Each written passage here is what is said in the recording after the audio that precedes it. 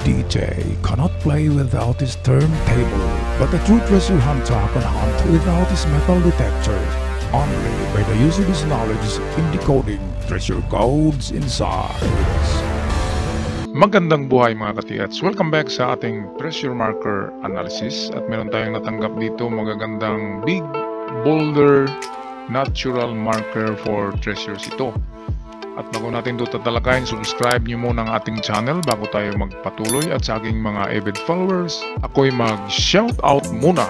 Right, shoutout muna tayo kina Glenn Mario, kay user GQ3, kay Cirilo Jaom, Intensity, user CE5, shoutout kay Hyacinth Ocfimia, Team to Refill, user WP5, Uncle Makasi Vlog, Team Doabing, Plantabs, shoutout din kay Juntox, kay Tating Nalimansalay, JC Forte, Maria Deta, Rubilin Lupez, Rad Carduna Obligado, Joselito Kahade, Rogelio Cortez, Rico Mausisa, Robert Cabonilas, and lastly, shout out kina Angelito Capistrano, kay Dennis Mordino, Jerome Gabuco, Maikat Jeromel Gabuco, kay Pisio Himintisa, and Ariel Bertudaso. At sa mga hindi nabanggit na mga pangalan, shout out sa lahat. Magandang buhay mga katiyats.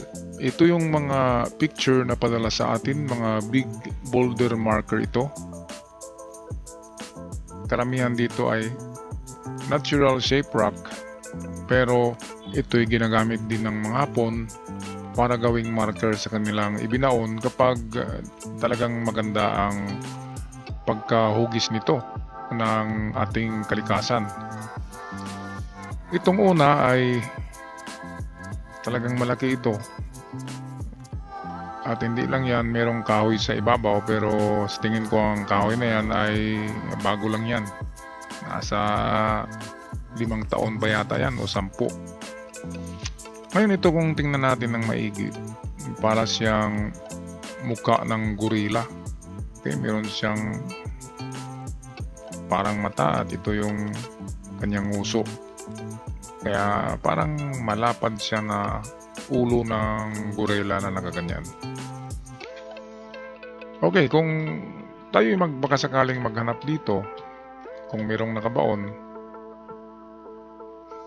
ang unang targetin natin dito, kung of course sa harap naman tayo diyan talaga sa mukha na yan. So ang unang iisipin natin kapag magipag eyes to eyes tayo diyan sa kanya, ang ating unang iisipin ay ang item ay narito sa harapan. Pwede rin yan. Yan ang ating pangalawang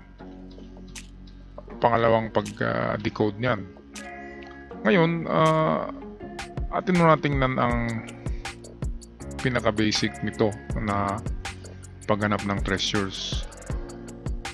Ang kanyang kaliwa. Diba sabi ko sa inyo na ang Hapon kapag nagbaon sa mga yungib, sa mga kuweba, sa mga natural shape marker, sa bandang kaliwa sila nagbaon. Kasi hindi na nila nilalagyan pa ng mga marka itong mga bato.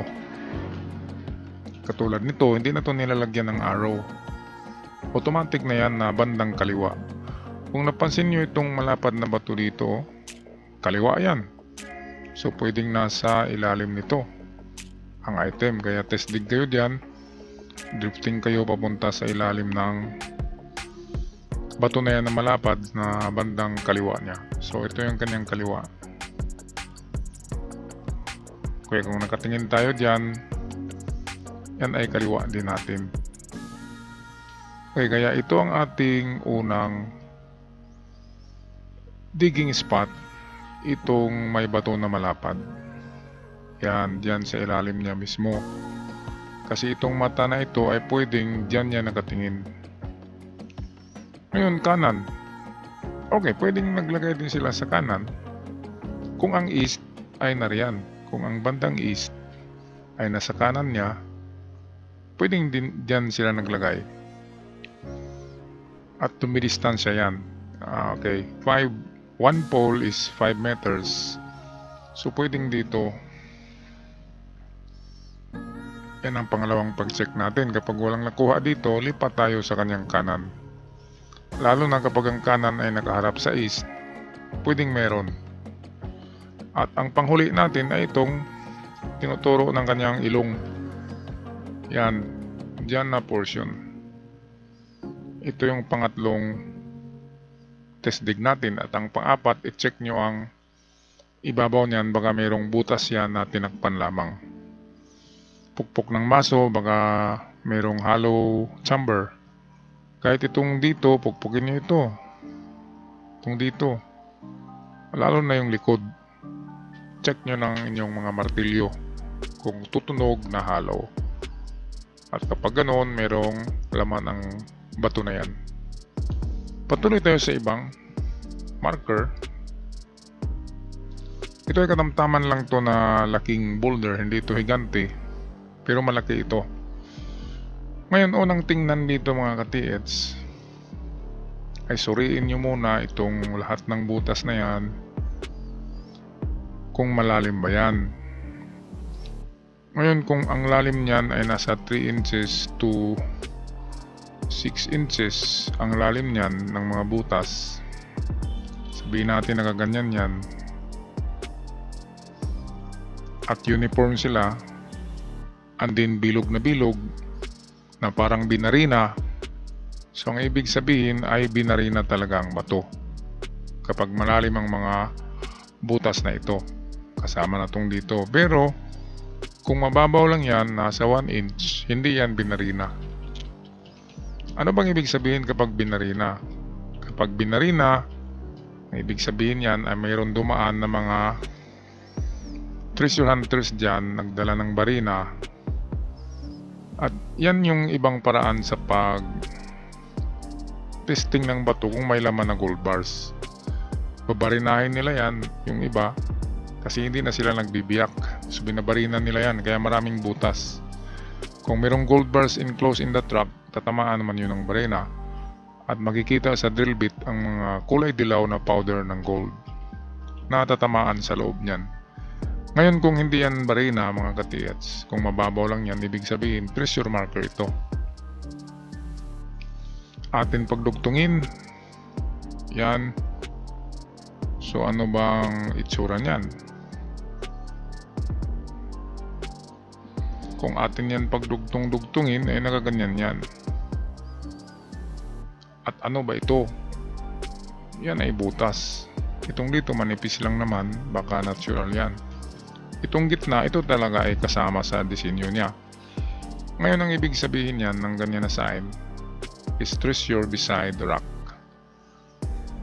So dalawa ang pwedeng ipahiwatig niya. Una ay ang letter C ay nagpoint ng west. So kung ang west ay narito sa kaliwa, so ibig sabihin dito tayo pupunta ng 5 meters. Ang hole na ito kasi malalim, 5 meters yan. Pero kung ang west ay narito sa kabila, so saktong-sakto talaga kasi letter C is a metal element located in west. Sa west side ang letter C. Kasi ang C ay west yan na symbol. Okay, at kung ang west ay narito, so dito talaga ang punteriya niyan. Bilangin nga natin ang mga butas. 1, 2, 3, 4, 5, 6, 7 pala. So ito, may adjustment tayo. Start sa 5 and then huling test dig is 7 meters distance papuntang west. Ngayon kung wala dyan, balik rin natin. Dalawa lang ang paraan dito. So ang isa ay papuntang kanan, at kung east yan, saktong-sakto.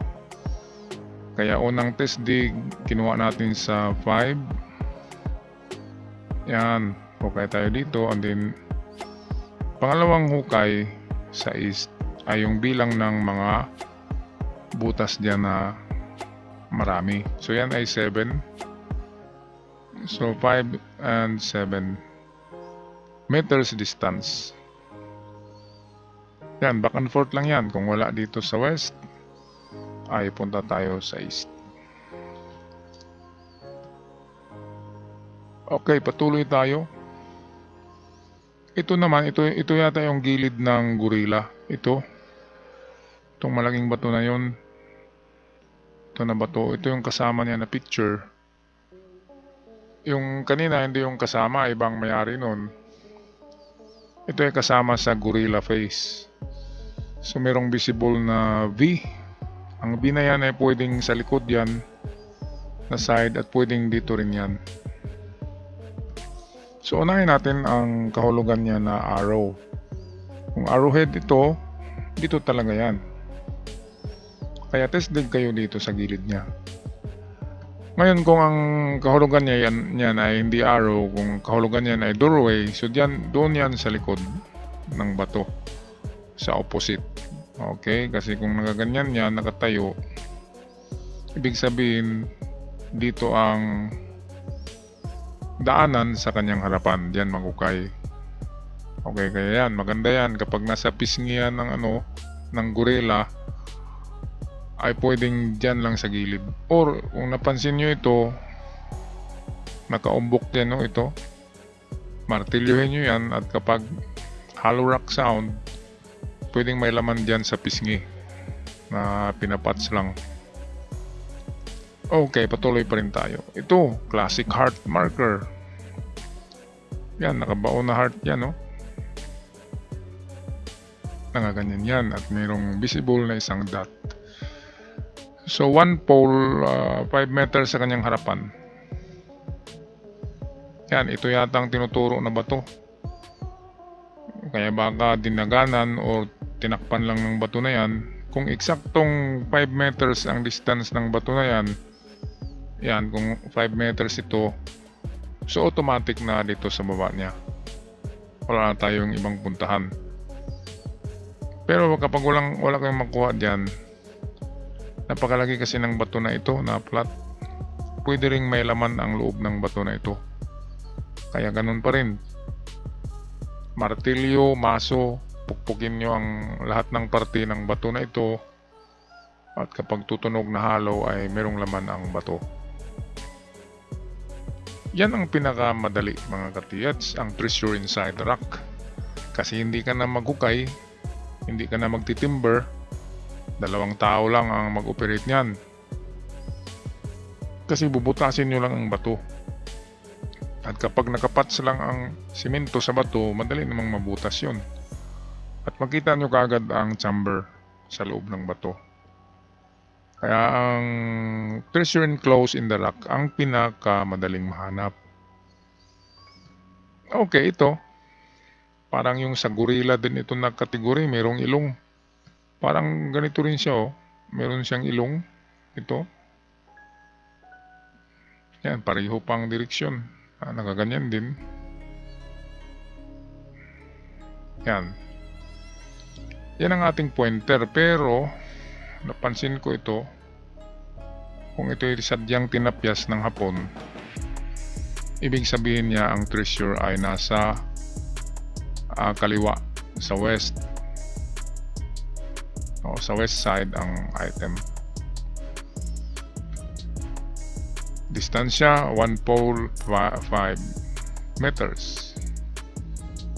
Adjustment niya ng 5 ay pwedeng 4 at pwedeng 6, or kung gamit tayo ng 2 meters na mga na difference ay 3, 5 sa gitna, 7 ang pinakamalayo, 3 ang pinakamalapit. Pero ang diniretso natin ay ang malaking tsansa na mayroon ang 5 meters or 1 pole in Japanese measurement. Okay, so ito ang una natin na ang gilid niya. Una na paraan ng paghanap. So test dig yan sa gilid niya. 5 meters sa gilid. Kaliwa natin. Ngayon, kung ilong naman ang pagbasihan natin, ganun pa rin, 5 meters in front sa ilong.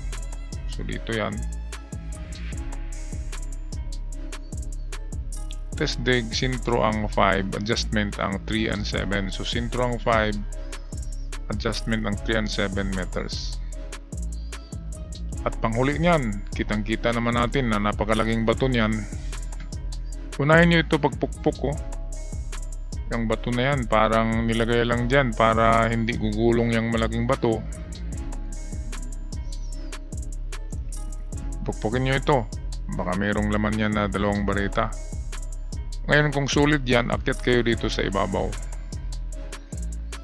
At tingnan nyo, pukpukin nyo rin, baka mayroong mga nakasiminto lang na butas yan sa ibabaw kasi napakalaki niyan. Pwedeng gagawa sila diyan ng chamber na lalagyan ng mga, ito ay medium deposit na kapag may ganyang kalaki na bato. Imagine nyo, itong mga damit dito ang liliit lang, so napakalaki talaga nito. Malaki pa yan sa tricycle. Okay, so ako'y mag-wish ng swerte sa lahat na sana'y makatagpo kayo niyan para giginawa ang ating buhay sa kapanahonan na napakahirap na. Ako'y magpaalam na. I'll see you in my next video mga katiats. Maraming salamat. God bless you all.